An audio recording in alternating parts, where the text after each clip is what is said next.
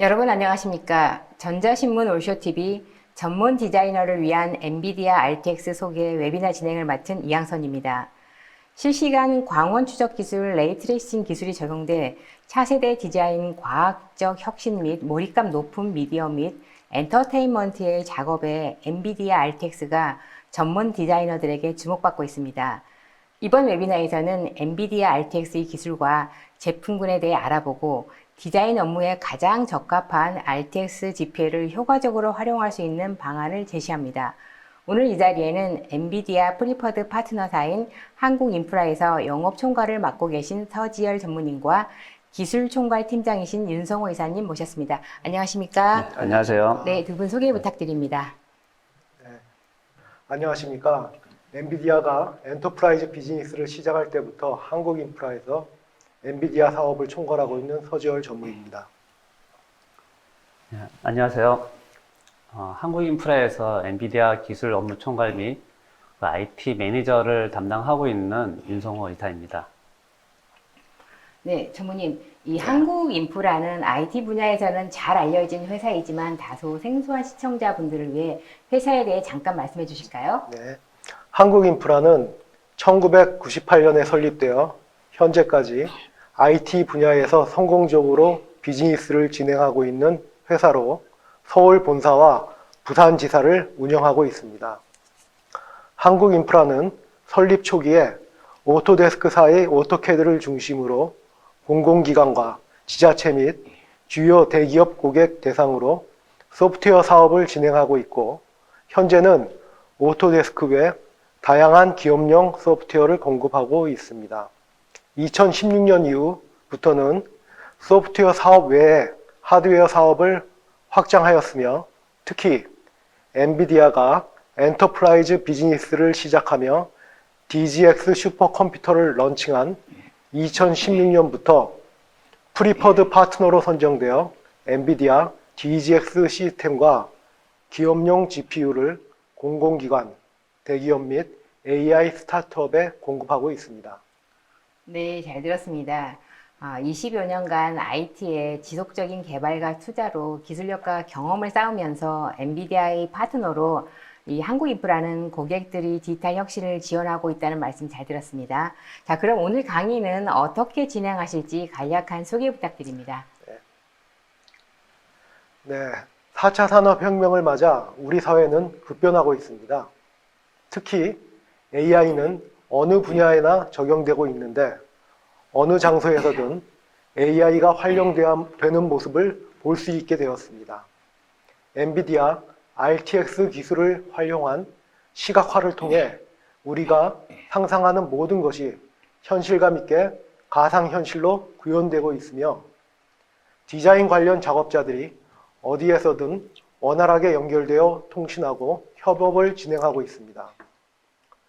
이러한 작업 환경을 위하여 엔비디아는 엔비디아만의 소프트웨어, 하드웨어 플랫폼을 통해 모든 산업 분야에서 업무 혁신과 협업을 지원하고 있습니다.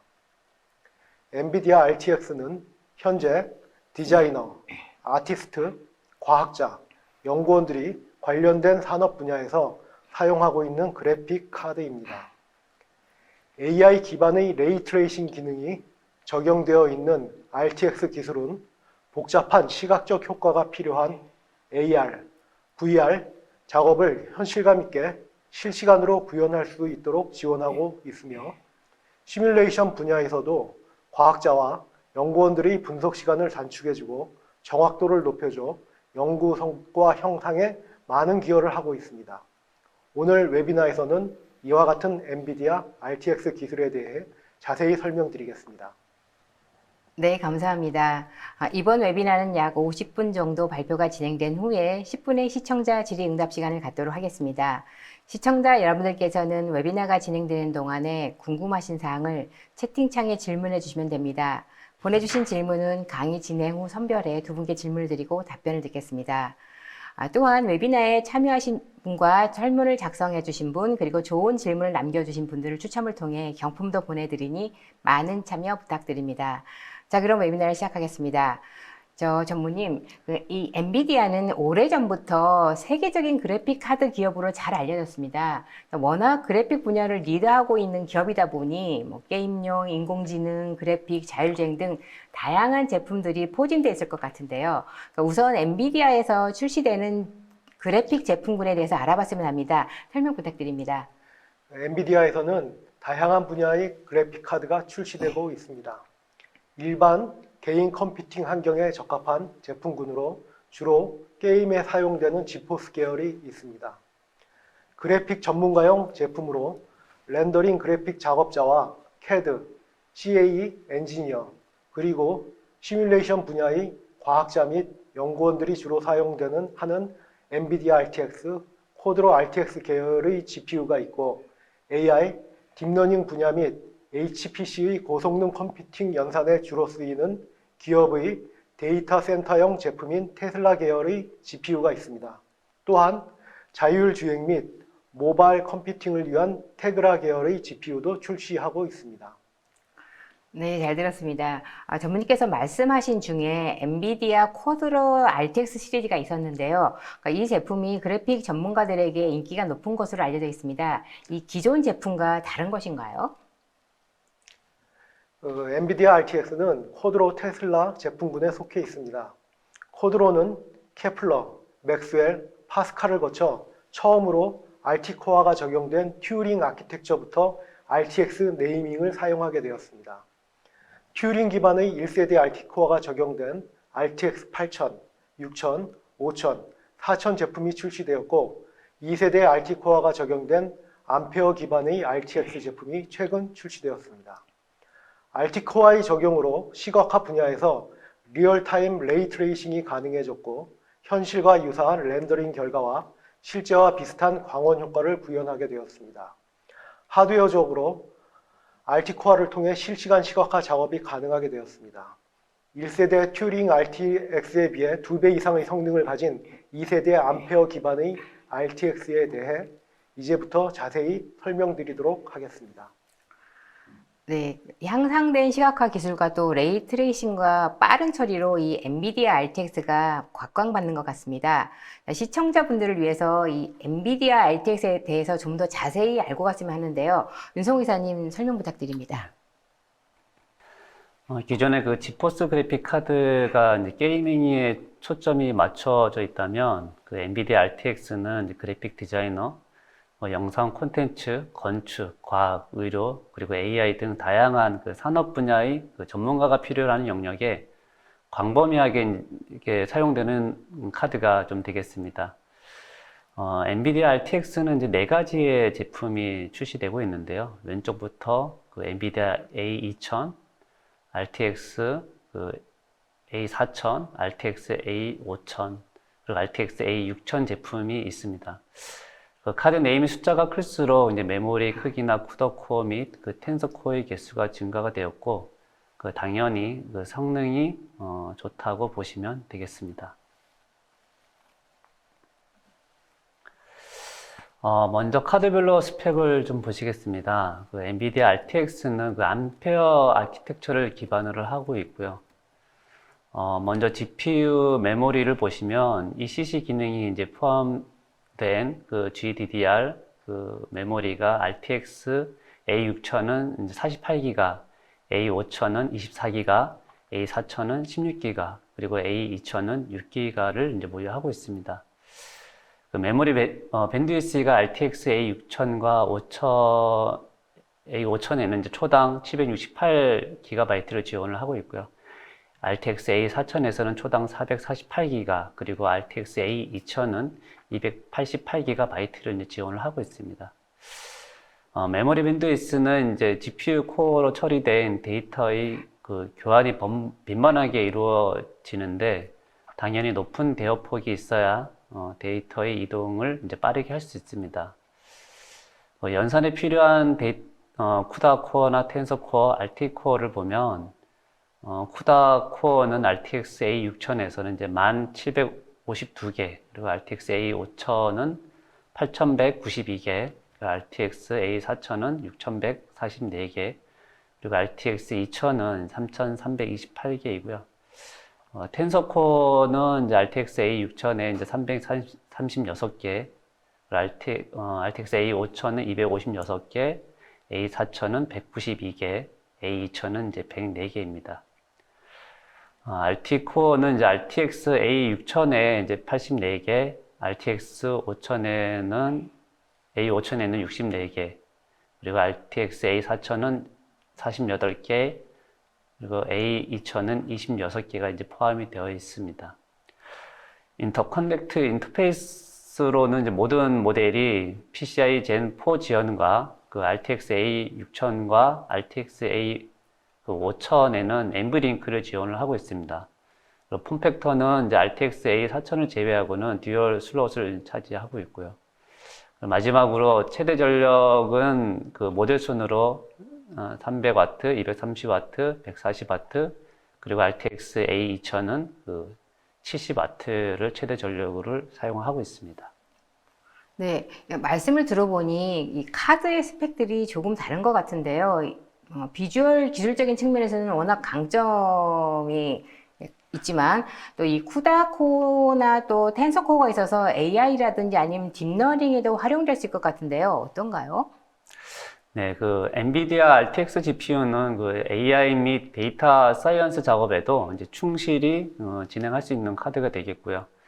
여기에는 AI 성능을 상상시킬 수 있는 대표적인 그 두 가지 기능이 있는데 TF32와 이제 스파시티 좀 기능이 되겠습니다. 기능에 대해서 좀 설명드리면 먼저 암페어부터 적용된 그 엔비디아의 새로운 연산 모드인 TF32가 되겠고요. TF32 연산 모드는 이제 FP32와 동일한 8비트 지수와 FP16과 동일한 10비트의 이제 가수를 이제 사용하게 됩니다. 정밀도는 이제 부동소수점 숫자에 해당하는 이제 가수 비트의 수가 늘어나면 이제 당연히 이제 정밀도도 이제 좀 늘어나게 되는데요. TF32에서 지원되는 10비트 가수로도 그 AI에서 요구되는 정밀도를 이제 충분히 이제 만족시킬 수가 있게 됩니다. 결과적으로 이제 TF32로 그 AI에 필요한 그 대규모 행렬 연산을 충분히 대체할 수 있다는 점과 중요한 것은 FP32 수준의 정확도를 유지하면서 트레이닝과 인퍼런스의 성능을 획기적으로 개선할 수가 있습니다. 그리고 사용자는 이제 별도의 코드 변경 없이 이제 TF32를 바로 활용할 수 있다라는 이제 강점이 있게 됩니다. 두 번째로 그 AI 성능을 높이기 위해서 적용된 이제 스파시티 좀 기능이 되겠고요. 스파시티 기능은 이제 네트워크의 그 모델의 크기를 감소시켜서 그 네트워크의 그 모델의 실행 속도를 향상하는 데 이제 목적이 있다라고 이제 보시면 되겠고요. 예를 들어서 신경망 활성 함수인 하나인 그 렐루 함수에는 이제 많은 이제 영예 값을 가지게 되는데, 이 영이 많다는 것은 이제 오른쪽 그림의 그 스파시티 매트릭스처럼 흰 점들이 그 많이 보이는데, 이것은 이제 데이터의 밀집도가 떨어지는 희소 행렬에 가깝다라고 이제 얘기할 수 있습니다. 그래서 스파시티 기능을 통해서 이제 희소 행렬을 효율적으로 압축을 해서 행렬의 밀집도를 이제 높여주게 되는데, 이것은 이제 정확성에 영향을 미치지 않는 영의 그 위치를 건너뛰면 당연히 이제 계산 시간이 빠르게 되고 그 메모리나 대역폭의 사용도 이제 줄게 됩니다. 그래서 스파시티 기능을 이용하게 되면 이제 처리량을 최대 2배까지 향상시킬 수가 있게 됩니다. 그리고 이런 기능으로 이제 엔비디아 RTX는 그 그래픽 관련 전문가용으로 추천되지만 RTX A6000, A5000, A4000과 같은 경우는 많게는 10,000개 이상의 그 쿠다코어를 가지고 있고 앞서 말씀드린 TF32와 뭐 스파시티 기능을 지원을 하고 있기 때문에 그 인공지능에 관련된 딥러닝이나 데이터 분석, 그리고 큰 데이터셋 처리 작업에도 효율적으로 쓰일 수 있는 전천후 카드로 사용될 수가 있습니다. 네, 말씀을 들어보니 AI와 네. 딥러닝에 적합한 기술이 적용된 것 같습니다. 자, 이 엔비디아 RTX는 기존의 그 쿼드로 RTX에 비해서 그러니까 2세대 RT 코어라든지 아니면 3세대 텐서 코어 등 확연하게 성능이 향상된 것 같은데요. 좀 더 자세히 알고 싶은데요. 설명 부탁드립니다. 엔비디아 RTX는 이전 세대에 비해 이제 여러 가지 기술이 좀 적용이 되어 있습니다. 먼저 그 엔비디아 암페어 아키텍처 쿠다 코어가 되겠는데요. 이전 세대보다 최대 2.5배의 그 단일 정밀도 그 부동 소수점 연산 성능으로 3D 모델 개발과 같은 그래픽 작업 성능을 크게 이제 향상시키게 되었고요. 두 번째로 이제 이 세대의 RT 코어로 이전 세대에 비해서 2배에 달하는 처리량과 고급 음영 처리 또는 그 노이즈 제거와 함께 레이 트레이싱을 동시에 실행하는 기능을 갖추고 있어서 시각적으로 더 정확한 렌더링을 빠르게 작업이 가능하게 되었습니다. 그리고 이제 3세대 텐서 코어로 그 엔비디아의 새로운 그 TF32 정밀도 적용으로 AI 및 그 데이터 사이언스 모델의 그 트레이닝을 이제 가속화하게 되었고요. 여기에 그 TF32와 스파시티를 함께 이용하게 되면 AI 처리를 이제 획기적으로 빠르게 처리할 수 있다라는 이제 장점이 되겠습니다. 그리고 최대 그 38기가의 그 GPU 메모리와 그 GDDR6 메모리를 지원을 하고 있는데, 이전 세대인 코드로 RTX 모델에 비교하면 전반적으로 2배의 메모리를 더 지원을 하고 있고요. RTX부터 이제 ECC 기능이 포함된 메모리로 오류 검출 및 그 수정을 통해서 보다 정확한 데이터 처리가 이제 가능하게 되었습니다. 그리고 PCI 그 젠4를 지원을 하고 있고요. 그 PCI 젠4는 이전 세대 그 PCI 젠3보다 대역폭을 더 2배 더 증가시켜서 CPU 메모리와의 그 데이터 통신의 속도를 이제 크게 이제 개선하게 되었습니다. 그리고 3세대 그 엔비디아 그 엠브링크 기술이 적용되어 있는데요. GPU와 GPU 간의 통신을 다이렉트 할 수 있는 기술로 이 두 개의 그 GPU를 연결하여 메모리를 확장하면 그 그래픽 및 그 컴퓨팅 작업을 더 가속할 수 있고 규모가 큰 데이터셋 작업 처리를 쉽게 좀 할 수가 있다라는 장점이 있겠습니다. 네, 성능 향상에 대한 자세한 설명 잘 들었습니다. 그런데 이 그래픽 전문가들의 경우에서는 이 엔비디아 RTX 여러 가지 기능 중에 이 레이 트레이싱에 대해 관심이 많을 것 같습니다. 자, 이 기술은 어떤 것인지 구체적으로 설명해 주시고 또 그 예를 좀 보여주셨으면 합니다. 네. 그 RTX의 대표적인 기능이라고 할 수 있는 그 레이 트레이싱은 이제 빛의 경로를 추적하는 이제 기술이 되겠습니다. 3D 같이 그 입체적인 작업에 이제 음영이나 그 빛 반사를 표현해서 현실감 있게 좀 보여야 되는데, 가상의 빛이 이제 물체의 표면에 반사돼서 카메라로 들어오는 경로를 계산하는 것은 이전의 그 기술적인 한계나 하드웨어적인 지원 부족으로 표현하기가 쉽지 않고, 또한 작업자의 많은 노력이, 그 레이 트레이싱을 표현하기 위해서는 많은 노력이 좀 필요하게 됩니다. 하지만 그 엔비디아의 RTX의 그 RT 코어를 활용해서 하드웨어적으로 또한 실시간으로 레이 트레이싱을 적용해서 현시감 있고 이제 그 사실적인 빛 반사를 구현할 수 있도록 RT 코어가 이제 지원을 하고 있습니다. RT 코어가 적용된 영상을 잠시 보시면, 먼저 왼쪽의 영상을 보시면 왼쪽 불길이 자동차의 그 표면에 잘 반사되어 표현되어야 되는데 불길의 그 빛 반사가 전혀 이루어지지 않는 것을 볼 수가 있고요. 하지만 그 오른쪽 그 RTX 영상을 좀 보시면 왼쪽 불길이 자동차에 자연스럽게 실감 있게 빛 반사가 자동차 표면에 일어난 것을 볼 수가 있습니다. 이 두 영상을 비교해 보시면 그 RTX를 통한 레이 트레이싱 효과를 이제 확인을 할 수가 있고요. 이러한 그 기능을 2세대 RT 코어를 통해서 현실감 있게 구현이 되어 있는 카드가 되겠습니다. 네, 이 레이 트레이싱이 현실감 있는 이미지 작업의 최적인 기술인 것 같습니다. 자, 이젠 요즘에는 AI 기술의 구현이 모든 분야에서 대세인데요. 앞서 설명에서 엔비디아 RTX에도 텐서 코어가 적용된 AI 기술이 구현됐다고 하셨는데요. 어떻게 구현되는지 설명해 주시겠습니까? 그 DLS라는 그 딥러닝 슈퍼 샘플링의 약자인데, 그 해상도를 높이는 업스킬링의 기술로 좀 정의할 수 있고요. 결국은 그 AI 렌더링 기술로 좀 보시면 됩니다. 예를 들어서 그 고화질을 구현하기 위해서는 픽셀의 수를 이제 늘려야 되는데, 이제 그래픽에서는 픽셀로 처리되기 때문에 흔히 얘기하는 이제 계단 현상으로 이제 표면이 부드럽지 좀 않게 되는 현상이 좀 있습니다. 그래서 이런 것을 이제 엔비디아 DLSS를 이용하면 그 AI 딥러닝 기술로 그 인공지능이 스스로 판단해서 적절한 색상과 값을 판단하고 그리고 학습하면서 그 새로운 픽셀을 예측을 하고 이를 부드럽게 채우는 기술이 되겠습니다. 그래서 이미지를 보시면 왼쪽 그 TA보다 그 DLSL 적용이 더 선명한 이미지를 제공하고 있다는 것을 좀 볼 수가 있습니다.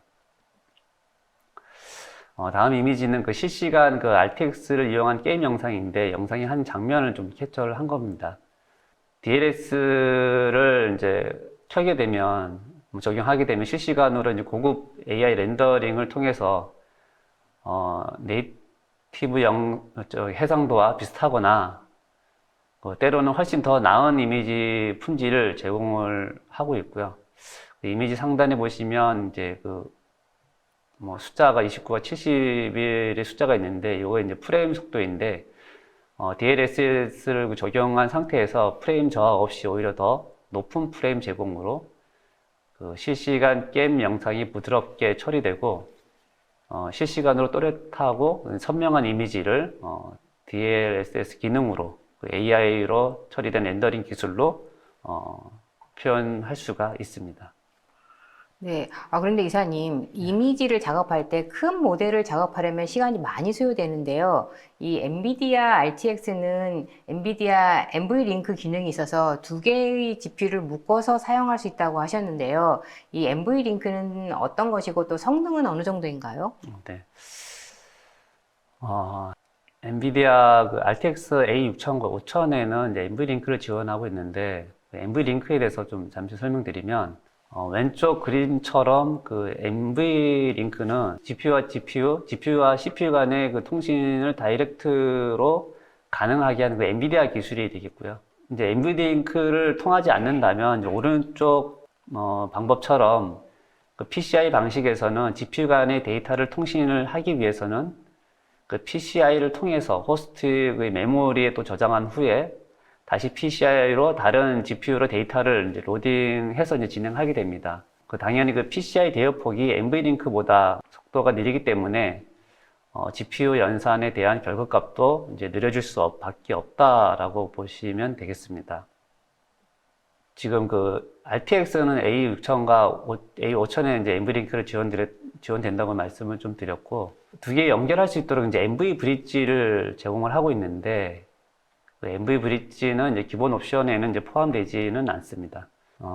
NVLink를 연결하면 최대 112.5GB 속도로 이제 GPU 간의 그 데이터 통신을 할 수가 있고요. GPU 브릿지는 이제 GPU 슬롯 간격에 따라서 2슬롯 혹은 3슬롯의 브릿지를 선택해서 사용이 가능합니다. 엔비디아 RTX는 이제 그 젠4를 지원하고 있는데, 젠4의 성능이 일반적으로 양방향 초당 64GB가 되고요. 이론상은 그 PCI4보다, NVLink가 그 PCI4보다 2배 이상의 성능이 향상이 있습니다. 네, 말씀을 들어보니 이 NVLink가 지원하는 빠른 데이터 통신 속도로 인해서 이 데이터량이 많은 그래픽 처리에는 굉장히 효과적이라는 생각이 좀 듭니다. 자, 이번에는 아키텍처 측면을 좀 살펴봤으면 하는데요. 이 엔비디아 RTX는 암페어 아키텍처 기반으로 최근에 출시된 제품들인데 기존의 쿼드로 RTX 비해서 성능이 얼마나 차이 나는지 각 제품별로 설명해 주시겠습니까? 그 엔비디아 RTX와 쿼드로 RTX 간에 좀 차이가 좀 많이 있는데요. 먼저 제일 큰 차이는 기존 쿼드 6000보다 쿠다 코어 개수가 이제 4608개에서 그 1752개로 이제 2배 이상 이제 증가가 되었습니다.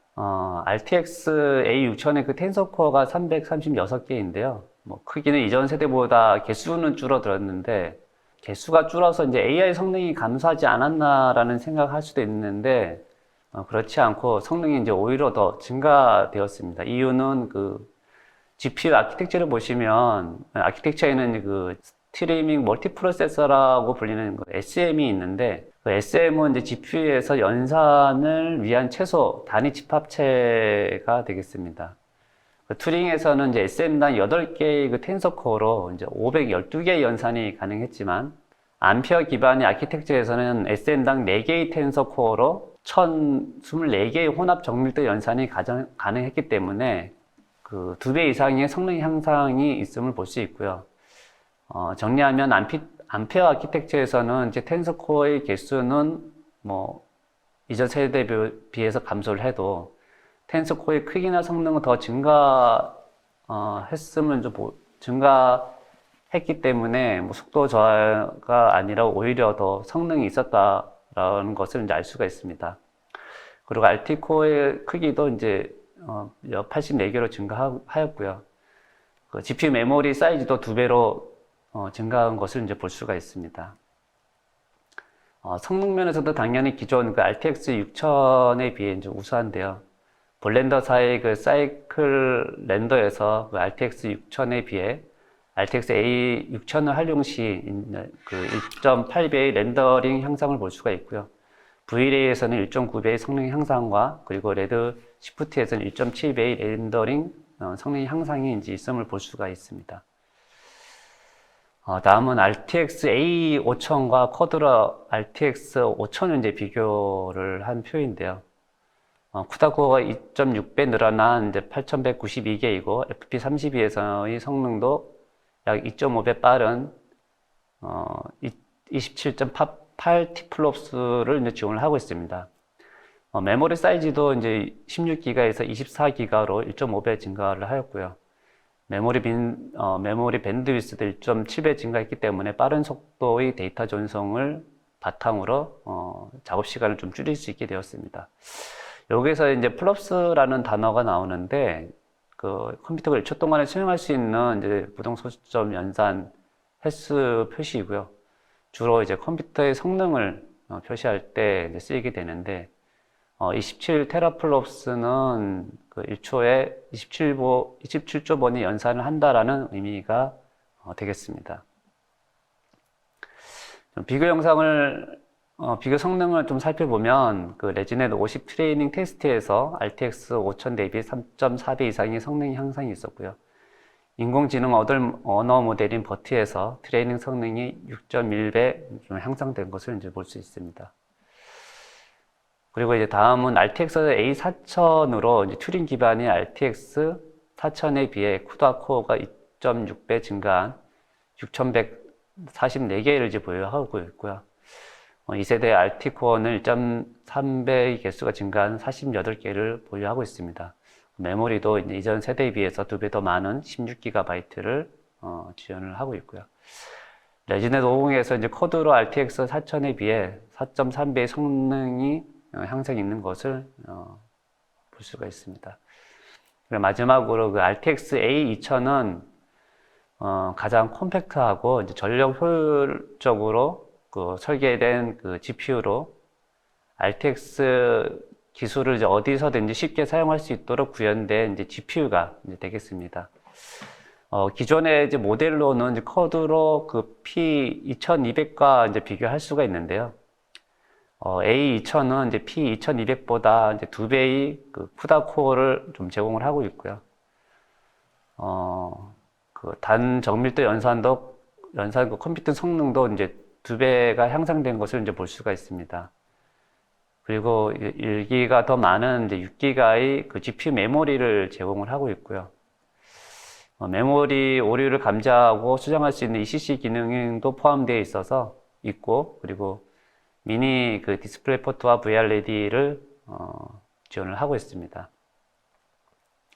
오른쪽에 그 A2000과 P2200의 그 크기 치수를 이제 표시한 걸 볼 수 있는데, 기존 P2200보다 훨씬 작은 크기가 되겠고, 그 로우 프로파일 및 그 전체 높이 브래킷과 함께 사용할 수 있기 때문에 기존의 그 어떠한 그 워크스테이션 형태에도 거의 모두 장착이 가능한 그 GPU 카드가 되겠습니다. 렌더링 성능을 좀 비교해 보면 블렌더 사이클에서 이제 P2200 대비 6.7배 향상, 그리고 Vlay에서는 4.4배, 키사에서는 7.6배, 그리고 솔리드웍스에서는 3.6배의 그 성능이 향상된 것을 좀 볼 수가 있습니다. 네, 엔비디아 RTX의 다양한 제품군에 대한 자세한 설명 잘 들었습니다. 그런데 이 그래픽에서 렌더링은 시간이 워낙 많이 걸리기 때문에 GPU가 필수 요건이 되고 있습니다. 그래서 디자이너들이나 엔지니어들이 GPU를 많이 사용하고 있는데요. 그런데 이 퀄리티 문제로 CPU 렌더링을 하는 경우도 있다고 들었습니다. 이 품질 면에서 GPU와 CPU 렌더링이 차이가 있나요?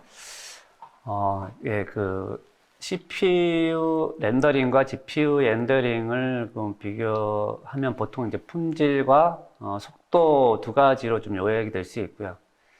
일반적으로 그 최고의 선명도나 최고의 품질을 원할 때는 시간이 좀 걸려도 CPU를 하는 경우가 좀 있는데, 보시는 그림과 같이 아놀드에서 CPU와 GPU의 그 렌더링 결과물에 보시면 CPU와 GPU의 그 결과물에 대한 품질의 차이를 쉽게 이제 구별이 되지 않을 정도로 고퀄리티의 그 결과물을 얻을 수가 있고요. 그래서 GPU를 통해서 빠른 시간 안에 고품질의 렌더링 결과물을 얻을 수 있는 게 더 효과적이다 볼 수가 있겠습니다. 네, CPU와 GPU의 렌더링의 결과물이 큰 차이가 없기 때문에 네. GPU를 사용해서 빠르게 처리하는 것이 더 낫다고 하셨는데요. 네, 이와 같이 GPU의 높은 성능으로 인해서 다수의 사용자가 GPU를 사용하는 경우도 있을 것 같아요. 네, 이런 경우에는 리소스 분배가 관건인데요. 이 리소스 분배를 효율적으로 하려면 어떻게 해야 될까요? 그 가상화를 통해서 다수의 사용자가 이제 GPU를 좀 활용을 할 수가 있습니다. GPU 가상화라는 것은 이제 하나 이상의 GPU를 많은 유저들에게 할당하기 위해서 사용되는 이제 기술이 되겠습니다. 먼저 그 GPU 전용 환경과 그 엔비디아 지원 VDI 환경이 좀 다른 거를 좀 살펴보면, 가상화는 이제 서버에서 하이퍼바이저 소프트웨어에 의해서 이제 그 가상화가 활성화가 되고요. 하이퍼바이저는 이제 여러 가상 데스크탑 또는 게스트 VM에 액세스 될 수 있도록 이제 지원을 하고 있는데, CPU 기반은 이제 CPU가 이제 모든 다이렉트X나 이제 비디오 스트리밍을 좀 처리를 하게 됩니다.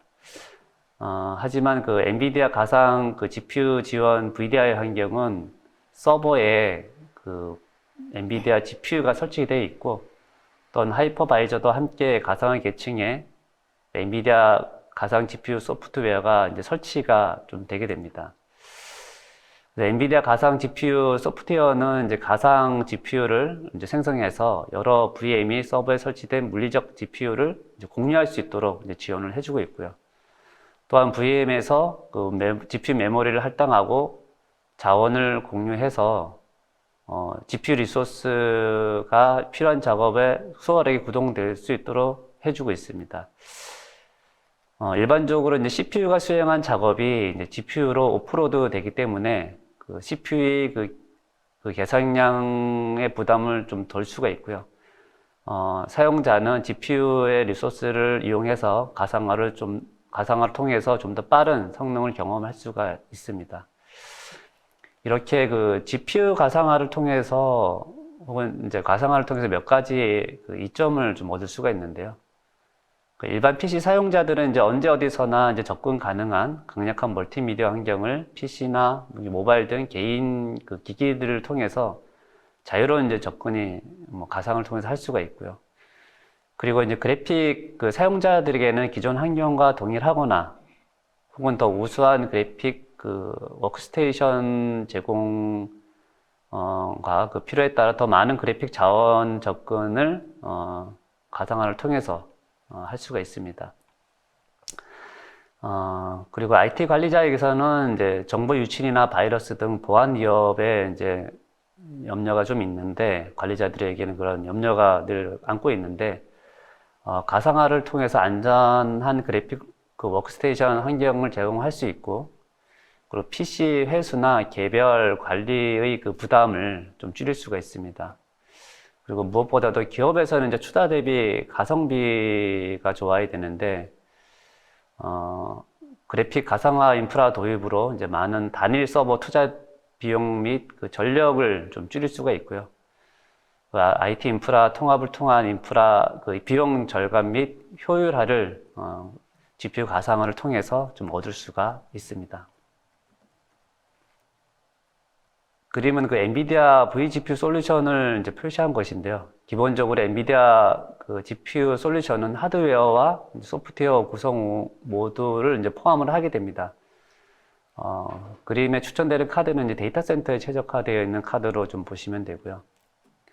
먼저 엔비디아 그 VPC 소프트웨어는 그 사무실 그 응용 프로그램이나 스트리밍, 그 비디오 및 그 화상회의 등을 사용하는 지식 근로자를 위해서 좀 설계가 됐다 보시면 되고, 그래서 VPC 사용자는 일반적으로 이제 2기가 이상의 그 프로파일 크기가 필요하지 않은 유저가 되겠고요.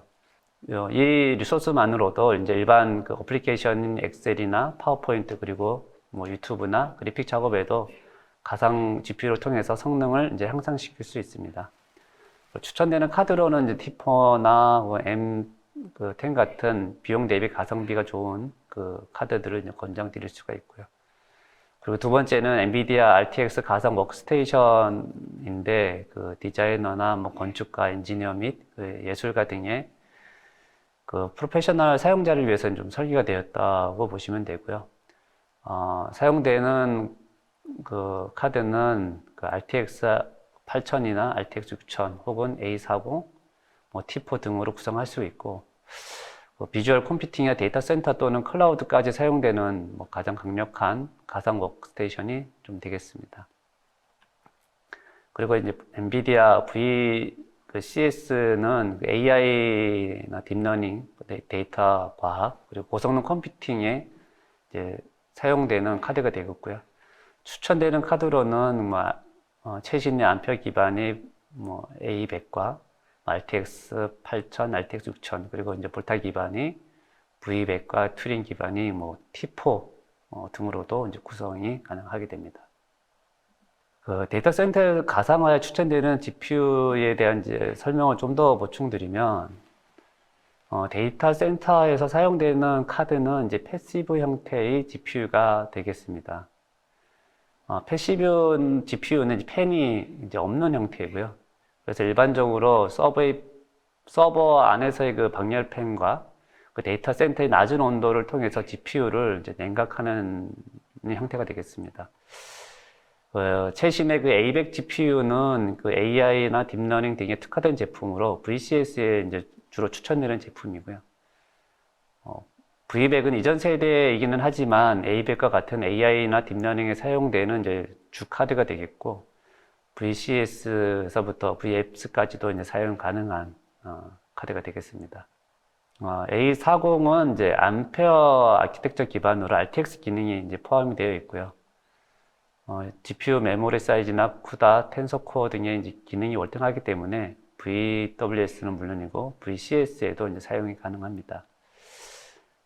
그래서 그 A40과 그 RTX A6000의 스펙은 이제 동일한 제품이라 보시면 되는데, A40이 패시브 형태로 이제 데이터 센터에서 사용되는 카드라고 보시면 됩니다. 뭐 데이터 센터가 아닌 일반 워크스테이션에서는 A6000과 A5000을 활용할 수가 있습니다. 그리고 이제 튜링 기반의 RTX 8000, 그리고 6000이 주로 이제 VWS에도 이제 사용에 적합하게 됩니다. 비용 대비 가성비가 좋은 T4 카드와 메모리가 많은 M10 카드로도 그 VPC를 구축해서 많은 수의 사용자에게 마이크로소프트 오피스나 윈도우 10과 같은 기본 같은 그 어플리케이션에도 GPU를 가속을 할 수가 있습니다. 네, 이 가상화를 통한 리소스의 효율적인 분배와 또 관리의 편의성도 큰 장점인 것 같습니다. 대부분의 3D나 그래픽자들이 가장 고민하는 게 렌더링에 걸리는 시간일 것 같아요. 워낙 많이 걸리다 보니까. 이 RTX 서버로 좀 더 빠르게 해결할 수 있는 방법이 있을까요?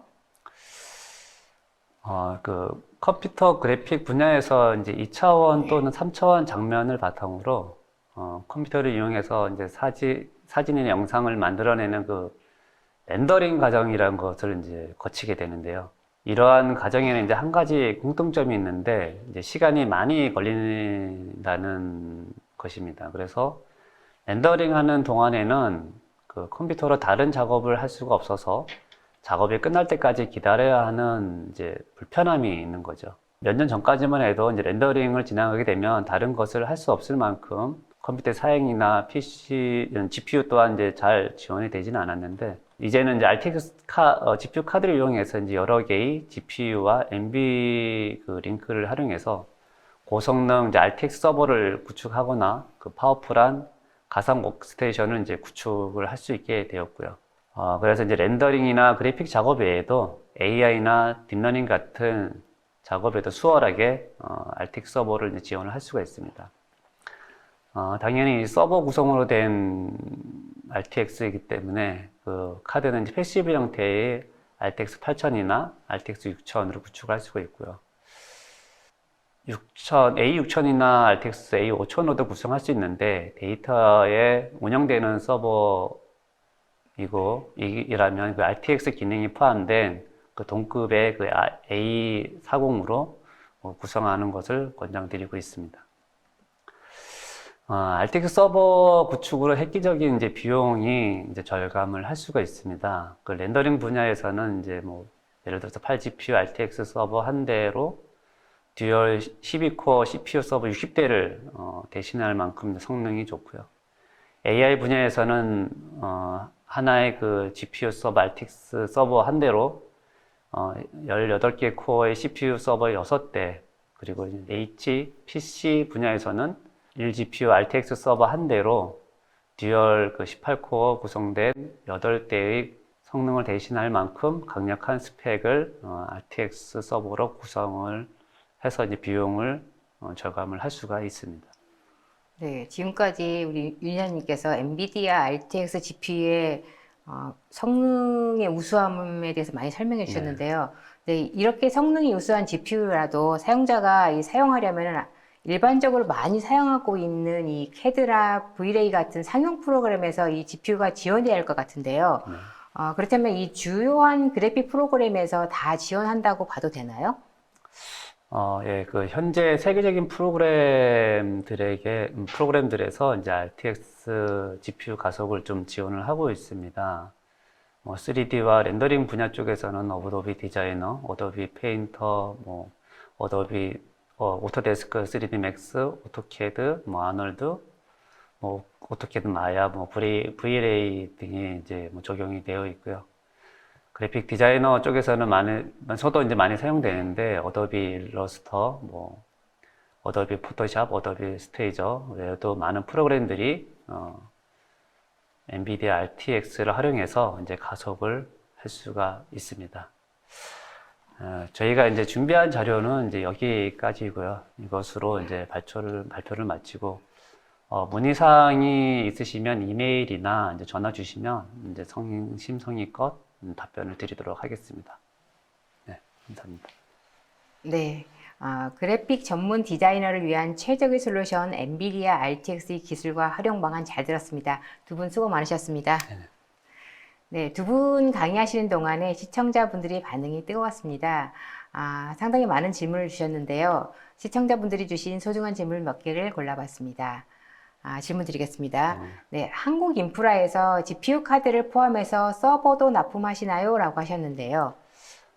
예, 한국인프라에서는 이제 그 엔비디아 그 DGX 서버와 이제 데이터 센터용 GPU를 납품을 하고 있고요.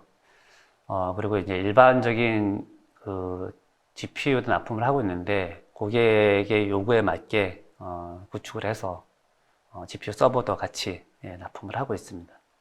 네, 다음 질문은요. 많은 분들이 궁금해하실 것 같은데요. GPU의 유지 보수는 몇 년인가요? 라고 하셨습니다.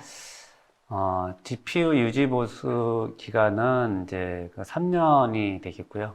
장애나 뭐 이런 GPU는 엔비디아 기술진에서 이제 GPU 장애가 최종 확인되면 이제 교체를 진행할 수가 있습니다. 네. 다음 질문 드리겠습니다. GPU에 팬이 있긴 한데 장시간 돌리면 발열이 생길 것 같습니다. 보조 장치가 있을까요? 라고 하셨습니다. 예, 그 GPU를 장시간 이제 사용하게 되면 이제 열이 좀 발생을 하게 되는데요. GPU에 있는 그 팬으로도 이제 만으로도 해결이 안 될 수가 있습니다. 그 컴퓨터 앞부분에 이제 팬이 없다면 컴퓨터 본체 안에 그 더워진 열기가 이제 뒤로 빠지지 않기 때문에 공기 흐름이 잘 안 돼서 또 안에 그 열이 더 올라갈 수가 있게 됩니다. 그래서 이제 공기 흐름이 잘 되는 본체 케이스와 그 앞부분에 그 팬을 구동을 해서 공기의 흐름이 앞에서 뒤로 원활하게 빠지게 하게 되면 이제 열에 대한 그 정체 현상을 어느 정도 해결할 수 있을 거라 생각이 됩니다. 네, 이 질문은 아까 이사님께서 설명하신 부분이긴 한데요. 정리 차원에서 다시 한번 질문 드리겠습니다. 엔비디아 RTX가 기존의 엔비디아 쿼드로 RTX에 비해 어떤 점이 개선되었나요? 라고 하셨습니다. 그 몇 가지 개선점이 있는데요. 그 엔비디아 RTX는 이제 RTX의 그 GPU 아키텍처가 이제 암페어 이제 기반입니다. 그래서 거기에는 그 2세대 RT 코어, 3세대 텐서 코어 등이 적용이 되어 있고요. 쿠다 코어 개수 또한 이제 뭐 이전 세대에 비해서 2배로 증가하였고, 메모리도 많게는 이제 2배 이상으로 증가했기 때문에, 성능으로 예를 든다면, 이제 렌더링에서는 RTX A6000이 이전 세대에 비해서 예를 들어서 1.8배 더 좋은 성능을 보이고 있습니다. 네, 다음 질문 드리겠습니다. 3D 설계 작업자들에게 GPU를 권장한다면 어떤 게 좋을까요? 라고 하셨습니다. 당연히 이제 최근 제품인 엔비디아 그 RTX 6000, A6000과 그 A5000을 이제 추천을 드리고요. 최대 많게는 이제 최대 그 10,000개가 넘는 이제 그 쿠다 코어와 그 최신의 RT 코어 그리고 이제 텐서 코어가 있어서 비주얼 작업에 이제 강점이 있기 때문에 RTX A6000과 A5000을 좀 추천을 드리겠습니다. 네, 다음 질문 드리겠습니다. V100을 쓰고 있는데 A6000이 쿠다 코어와 텐서 코어가 많던데 딥러닝에 사용이 가능하나요? 라고 하셨는데요. 네, 물론 이제 그 A6000도 딥러닝 작업에 이제 가능한 제품이 되겠고요. 하지만 그 딥러닝이나 AI 작업이 이제 24시간 서버가 구동되는 경우라면은 이제 냉각 시스템도 잘 되어 있어야 되기 때문에 A6000과 동일한 스펙의 그 패시브 형태의 A40을 그 데이터 센터에서 사용되는 카드이기 때문에 그 카드를 좀 더 추천을 드리겠습니다. 네, 다음 질문 드리겠습니다. RTX A6000 카드를 사면 시스템 메모리는 어느 정도가 필요하나요? 라고 하셨습니다. 보통 그 컴퓨터 시스템 메모리는 그 GPU 카드 전체 메모리의 2.5배 정도 구축을 하는 것을 이제 권장을 하고 있습니다. 예를 들어서 A6000 메모리가 뭐 48기가인 메모리라면 뭐 48 곱하기 2.5를 해서 약 한 120기가가 넘는 이제 메모리를 이상을 또 권장을 드리고 있습니다. 시스템 메모리로. 네, 다음 질문 드리겠습니다. 서버에 RTX 5000 카드 2개가 있는데 성능이 2배가 되지 않던데 어디를 개선해야 할까요? 라고 하셨습니다. 네, 이 질문은 이제 어느 한 곳을 딱 집어 이제 말씀드리기는 어려운데, 그 체크해 볼 사항은 이제 뭐 2개의 GPU가 있다면, GPU 통신은 GPU 간에 NVLink로 만약에 연결되어 있지 않다면 2개를 사용해도 이제 2배의 성능을 얻기는 기본적으로 어렵습니다. 그 NV링크가 연결되어 있지 않으면 이제 PCI 통신을 하게 되는데, 그 PCI 통신은 MV 속도보다 떨어지기 때문에 뭐 두 개의 GPU가 있다라고 하시면 그 NV링크 연결을 이제 추천드리고요. 그리고 이제 그 최적화된 프로그램이 있느냐를 프로그램 프레임워크가 있느냐, 적용되어 있느냐에 따라 좀 차이가 있고요.